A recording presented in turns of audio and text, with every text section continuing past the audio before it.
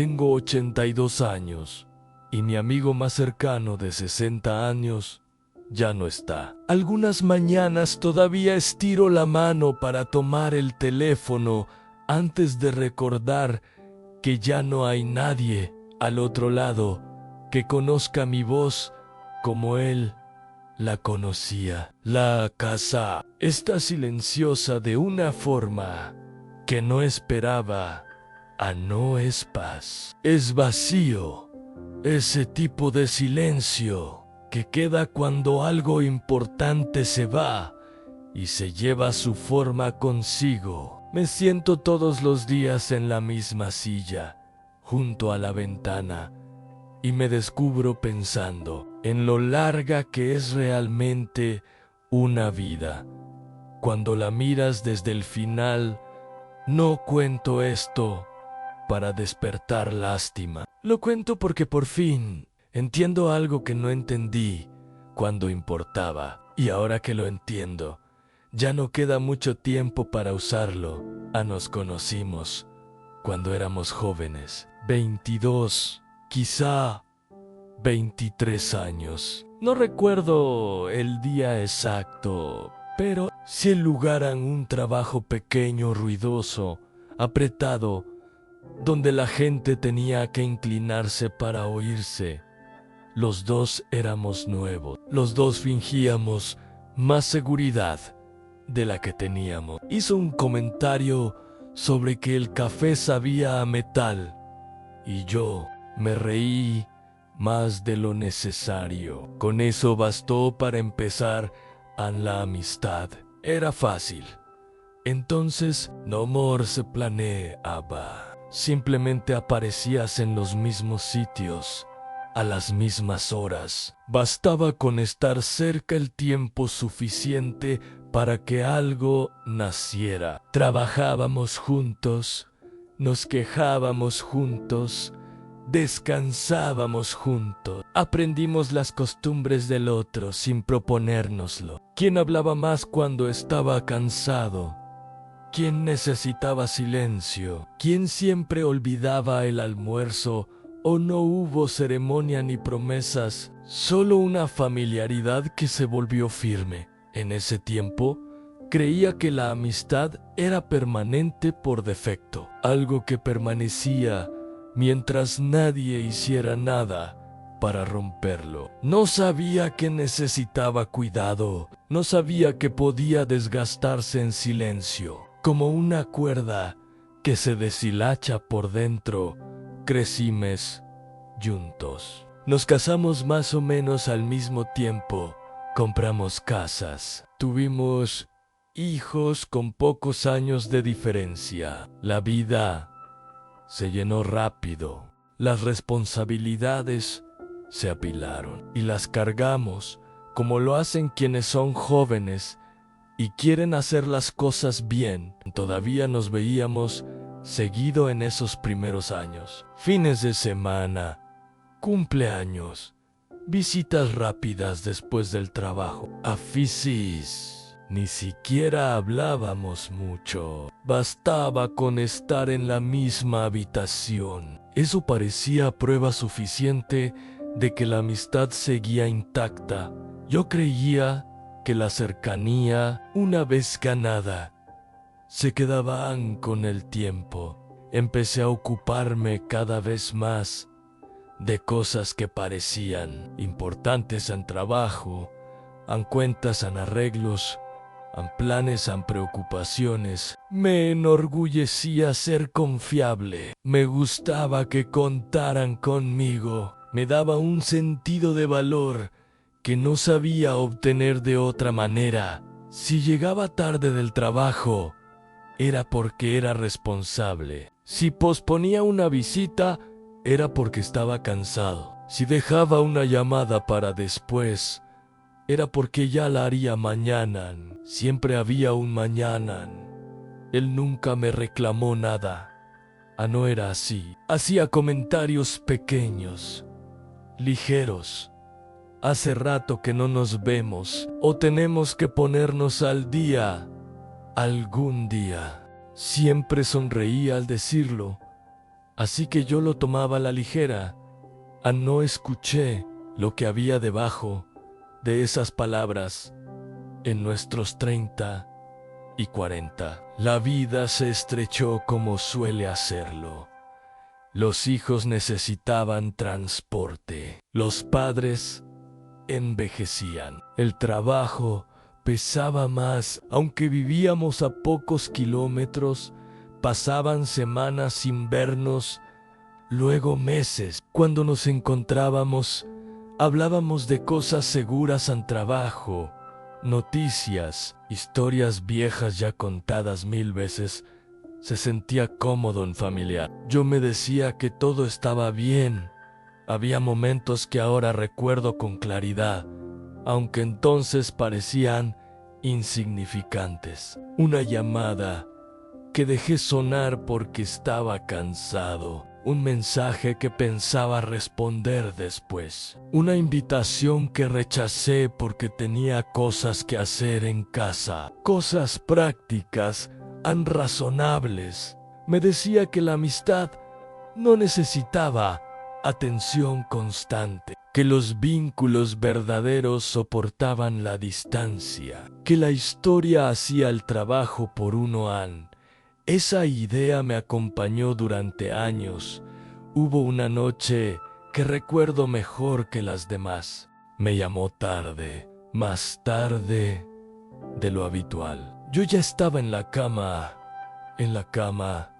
y pensé en lo temprano que debía levantarme. Contesté, pero ya estaba preparando el final de la conversación. No dijo mucho al principio. Preguntó cómo estaba. Luego hubo una pausa más larga. Dijo que estaba pasando por un momento difícil. Su voz sonaba distinta, más baja. Le respondí con algo práctico, algo que creí útil. Le dije que las cosas se acomodarían, que ya pasarían. Le sugerí hablar otro día, cuando yo no estuviera tan cansado. Dijo, sí. Claro, no molesto. Solo plano colgamos. Yo me dormí. Esa conversación nunca volvió a retomarse como podría haber sido. La vida siguió, como siempre. Aún hablábamos, aún nos veíamos de vez en cuando, pero algo había cambiado. En ese momento no supe ponerle nombre. Ahora creo que fue cuando aprendió a no apoyarse tanto en mí. Ese aprendizaje no hace ruido, solo cambia la forma de las cosas. Pasaron los años, décadas. En realidad, envejecimos.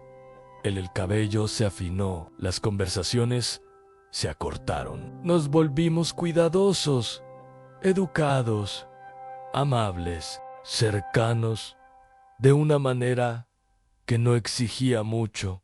Yo me decía que eso era normal, que las amistades maduran, que la gente se distancia un poco, que no significaba nada malo. Estaba equivocado.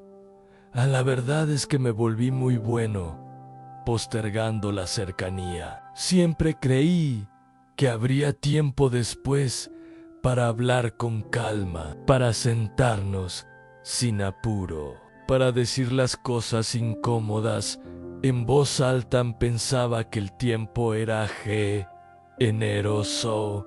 En mis 50 empecé a sentir una inquietud silenciosa, nada dramático, solo la sensación de estar un poco fuera de lugar en mi propia vida. A veces me quedaba sentado en el auto después del trabajo, las manos sobre el volante, sin ganas de entrar. No sabía qué estaba esperando en mí.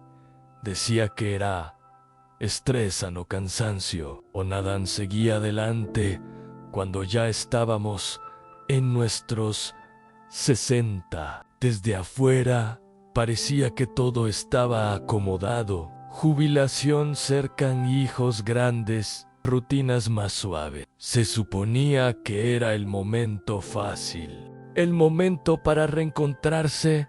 Hablamos una vez de vernos más seguido, de hacer un viaje corto juntos, en unos días tranquilos. Parecía ilusionado cuando lo dijo Anle. Respondí que lo pensaría. Nunca le di una respuesta.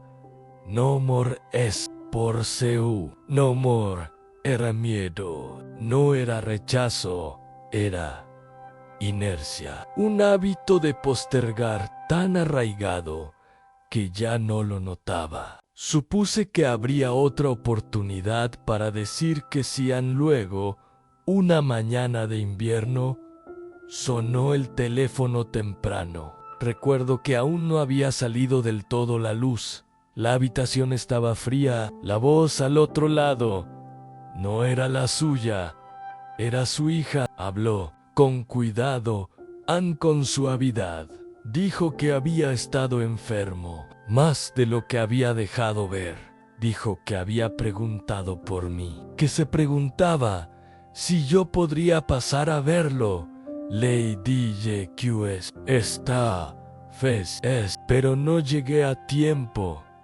Cuando lo vi, ya no estaba. Su rostro parecía más pequeño, más quieto. La habitación olía ligeramente a desinfectante y a algo más que no supe identificar. Me quedé ahí más tiempo del necesario, tratando de reconciliar esa quietud con el hombre que había conocido casi toda mi vida. Le hablé de todos modos. Le dije que lo sentía, que debería haber estado más presente, que no había querido alejarme tanto. No respondió. Claro que no. En el funeral, la gente habló de lo buen hombre que había sido, de lo leal, de lo constante, de cómo siempre estaba cuando alguien lo necesitaba. Yo escuchaba desde atrás y algo pesado se acomodaba en mi pecho. El Hub ha estado para mí muchas más veces de las que yo estuve para él.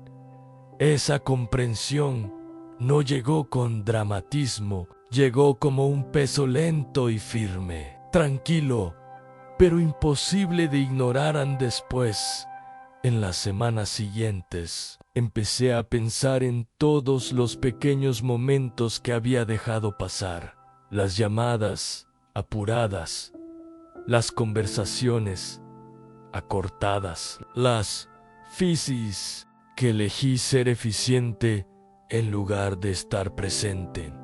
Nada de eso parecía un error en su momento. Eso es lo más difícil de aceptar. Estas pérdidas se construyen con decisiones ordinarias que nunca anuncian sus consecuencias. Empecé a notar cuántas de mis relaciones se habían adelgazado de la misma manera, no rotas, solo descuidadas, dejadas a sostenerse solas. Había creído que ser confiable era suficiente, que estar disponible solo cuando era necesario contaba como cuidado, que los demás entenderían mis ausencias. Ahora veo cuán solo debió sentirse eso para ellos. Hay cosas que no se pueden reparar cuando ha pasado suficiente tiempo. Puedes comprenderte mejor, puedes arrepentirte, puedes desear. Puro. No more puedes volver a una conversación que nunca ocurrió. No more pudes decir te quiero cuando ya no hay quien lo escuche. Eso es lo que pesa a los 82. La vida es más silenciosa. Los días pasan más despacio. La casa guarda menos voces. Noto cosas pequeñas. Ahora el sonido de unos pasos en el pasillo, como la luz de la tarde se desliza por la pared, como el silencio se acomoda al anochecer. No odio esta etapa de la vida. Tiene cierta suavidad, pero también una honestidad inevitable. Ahora veo que pasé mucho tiempo confundiendo responsabilidad con cuidado. Creí que ser firme era suficiente, que estar físicamente presente equivalía a estar emocionalmente disponible. No es así.